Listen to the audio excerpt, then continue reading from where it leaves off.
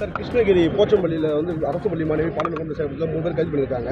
மாணவிகள்லாம் பாதுகாக்கிறதுக்கு அரசு தரப்பில் நடவடிக்கை எடுக்கப்படுமா? இது வந்து பொதுமக்களை போய்ட்டு அதிர்ச்சி ஏற்படுத்தியிருக்கு அரசு பள்ளி வந்து. பொதுவாக வந்து ஒவ்வொரு பள்ளிக்கூடத்துலையும் நம்ம வந்து இந்த மாணவர் மனசு பெட்டின்னு வச்சுருக்கிறோம். இருந்தாலும் சில நேரத்தில் நீங்கள் சொல்கிற மாதிரி பிள்ளைகளுக்கான ஒரு பய உணர்வு காரணமாக வெளியில் சொல்லாமல் கூட இருக்கக்கூடிய சூழ்நிலை இருக்கிறதுனால தான் ஒவ்வொரு ஸ்கூல்லையும் பார்த்தீங்கன்னா இந்த மாதிரி கவுன்சிலிங் கொடுக்கணும். நம்ம ஆர்பிஎஸ்கே ஸ்கீம் மூலமாக ஒரு 800க்கும் மேற்பட்டிருக்கிற டாக்டர்ஸ் ரவுண்ட்ஸில் இருந்துகிட்டே இருப்பாங்க. அதையும் மீறி இந்த மாதிரி நடக்கும் பொழுது இது வன்மையாக கண்டிக்கக்கூடியது. அது சம்பந்தப்பட்டவர்கள் உண்மைத்தன்மை விசாரிக்கப்பட்டு அதில் உண்மை இருக்கின்ற அடிப்படையில் அவர்களுக்கு கடுமையான தண்டனைகள் கண்டிப்பாக அது வழங்கப்படும். டிஸ்மிஸ் பண்ணுறது, கடுமையான தண்டனை வழங்குறது ஒரு பக்கம் இருந்தது என்று சொன்னாலும் அதையும் தாண்டி அவங்களோட எஜுகேஷன் குவாலிஃபிகேஷன் எதுவோ அதை உடனடியாக அதை கேன்சல் பண்ணணும். இனிமேட்டு அவங்க வேறு எந்த இதுக்கும் அவர் போயிடாதக்கூடாத அளவிற்கு ஒரு இரும்பு கரம் கொண்டு அது கண்டிப்பாக அதுக்கு ஒடுக்கப்படும் என்பதை நான் தெரிவிச்சுக்கிறேன். பள்ளி கல்வி மாணவி மாதத்தில் இது மாதிரி பாலியல் வன்முறையில் ஆளாக்கப்படுறாங்க. இப்போ திருச்சியில் இருக்கிற தனியார் பள்ளியில் கூட இது நடந்திருக்கு, தொடர்ச்சியாக நடந்திருக்கு. அரசு என்ன நடவடிக்கை எடுக்குது?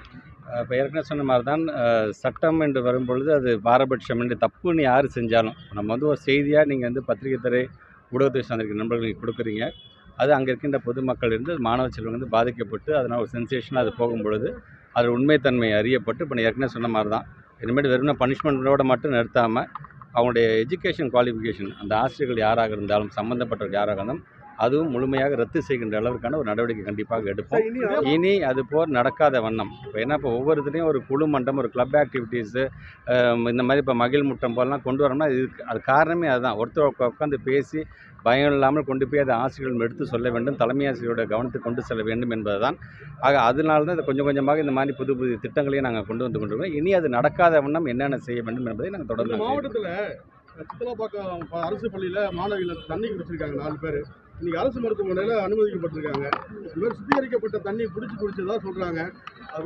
அது என்னென்ன விசாரிச்சு இப்போ நீங்கள் சொல்லி நாங்கள் தெரிஞ்சுக்கிட்டோம். சிஓஸ் மூலமாக அந்த தகவல் வந்தால் உடனடியாக நாங்கள் பார்க்க. திமுக ஆட்சி அமைச்சு 4 ஆண்டு நிறைவடையக்கூடிய சூழ்நிலையில் தேர்தல் வாக்குறுதியில் கொடுக்கப்பட்டுள்ள அந்த டேப் எப்போ சார் மாணவர்களுக்கு கொடுக்கப்படும்? பொதுவாக பண்ணுறாங்க ஹைடெக் லேப் நாங்கள் வந்து இப்போ மேன்மைப்படுத்திட்டு இருக்கோம். ஒட்டுமொத்தமாக இந்தியாவில் எந்த ஸ்கூல்லையும் இல்லாத அளவுக்கு எலிமெண்ட்ரி ஸ்கூல் லெவலில் ஸ்மார்ட் போர்டு வகுப்பு வரைய கொண்டு வந்துட்டோம்.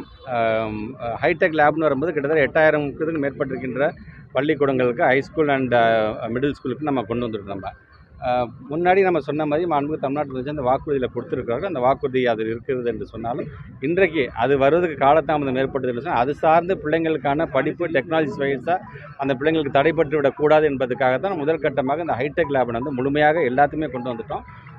11ஆம் வகுப்பு 12ஆம் வகுப்பு சார்ந்திருக்கின்ற பிள்ளைகளுக்கான அந்த 10 லட்சம் டேபை பற்றி நீங்கள் சொல்கிறீங்க. நான் கிட்டத்தட்ட 40 லட்சம் பிள்ளைங்களுக்கும் டெக்னாலஜியை கொண்டு வந்துட்டோம் என்பதை நாங்கள் சொல்கிறோம்.